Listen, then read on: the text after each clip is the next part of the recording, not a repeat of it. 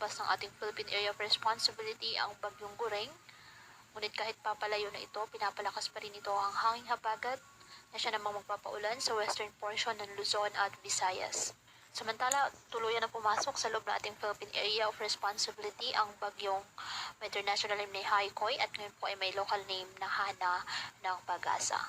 Taglay ng bagyo ang lakas ng hangin na 110 km per hour at buksong 135 km per hour. Ayon sa Pag-asa, ang track ng nasabing bagyo ay halos katulad po ng track ng bagyong Falcon. Hindi po inaasahan na mag-landfall o tatama sa ating bansa, ngunit papalakasin pa rin ito ang habagat na siya namang magdadala ng mga pag-ulan sa iba't ibang bahagi ng ating bansa.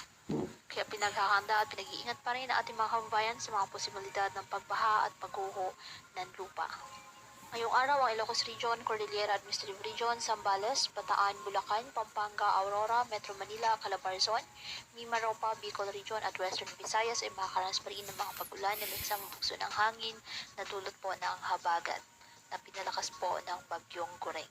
Kaya pinapayuhan ng ating mga kababayan na maging maingat at maging alerto po sa mga posibleng pagbaha at pagguho ng lupa at ugaliin na magdala palagi ng payong o kahit anumang panangga sa ulan sa tuwing lalabas ng ating mga tahanan.